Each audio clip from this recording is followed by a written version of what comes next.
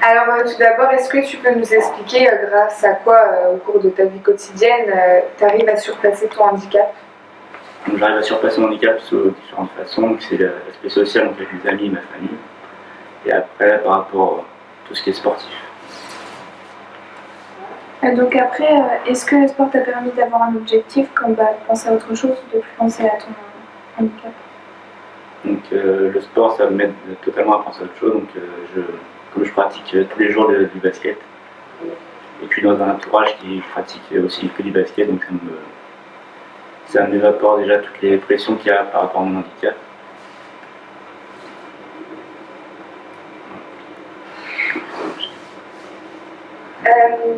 Peux-tu nous expliquer comment tu as réussi à arriver jusqu'en équipe de France et pourquoi tu as choisi de faire du basket?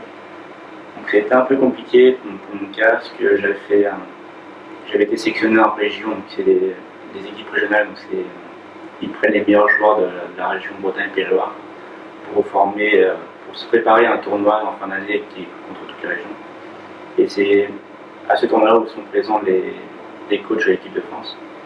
Donc ils m'avaient vu et convoqué un stage France, sauf qu'ils avaient, lors de ce stage France, ils ont eu très peur de ma maladie, parce que lors d'une journée d'entraînement, j'ai pas pu m'entraîner comme tous les joueurs. Donc ça avait fait peur et donc ils m'avaient peur convoquer en équipe de France. Et donc 3 ans après ce stage-là, je me suis lancé dans l'aventure d'aller au centre fédéral, qui est un centre de formation qui est sur Bordeaux. Et grâce à ça, ils ont pu voir que ma maladie ne pouvait pas influencer mon état de forme au niveau du basket. Donc ils m'ont reconvoqué pour à nouveau des stages France et Espoir. Et donc j'ai pu faire le championnat d'Europe en septembre. Pour le basket. Pourquoi le basket? Parce que c'est surtout parce que c'est un sport collectif et donc j'étais baigné très jeune dans ce sport-là, grâce à mes parents et toute ma famille.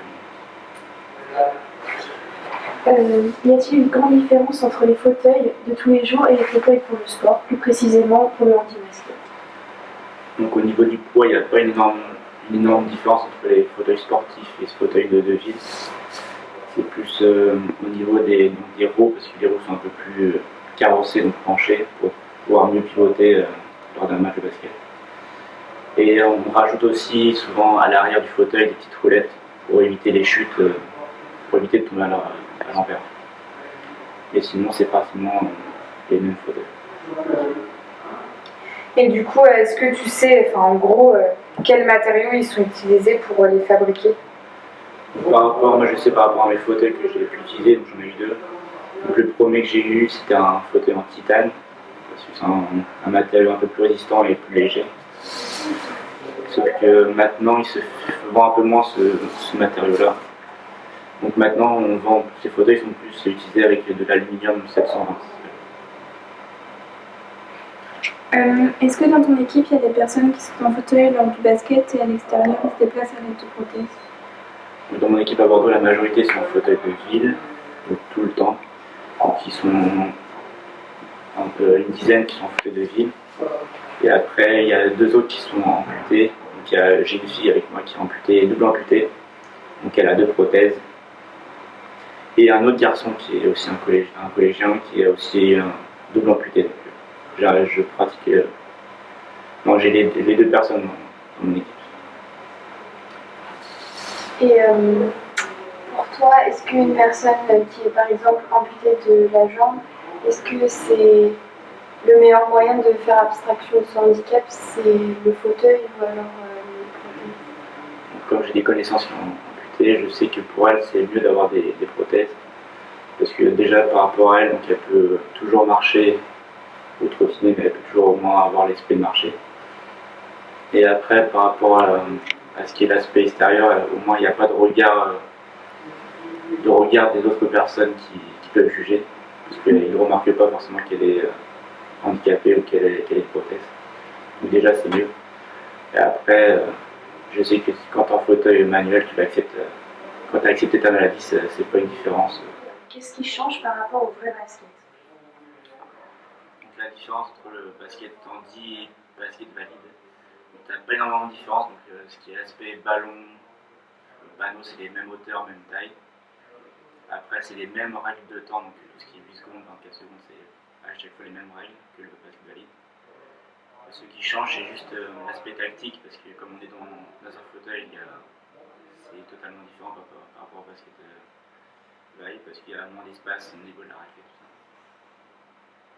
Et après, la différence aussi qu'on peut voir par rapport au basket valide, c'est par rapport au marché surtout. Au basket valide, on a le droit à un double pas, donc on a le droit à poser 2 pas par terre et après dribbler. Et, sauf qu'au basket handi, comme dans le fauteuil, on a le droit à 2 poussées de roue et après on a le droit de dribbler. C'est juste ça la principale différence. Ok, si on n'a pas trop évoqué les prix, donc est-ce que tu peux nous donner une ordre d'idée parce que je suppose que ça doit être assez cher. Donc les fauteuils donc, qui sont un peu plus chers, donc les fauteuils de sport, donc c'est entre 3 000 et 6 000 euros. Ceux qui sont un peu en centre de formation ou en équipe de France comme moi, ça se tourne vers les 6 000 euros. Parce que c'est des fauteuils qui sont faits sur mesure, qui est que pour toi. Donc après ça va dépendre du handicap de la personne et de la taille de la personne. Donc ça va être sous l'ordre de 6 000 euros. Et après on va parler des fauteuils manuels donc de ville, c'est entre 3 et 4 000 euros aussi. Ok, donc ça reste quand même un prix important quand on a besoin. C'est des prix de voiture. Ça, même les fauteuils électriques, on peut en parler, c'est souvent entre 10 000 et 20 000 euros des fois. Donc c'est extrêmement cher. Au prix d'une voiture.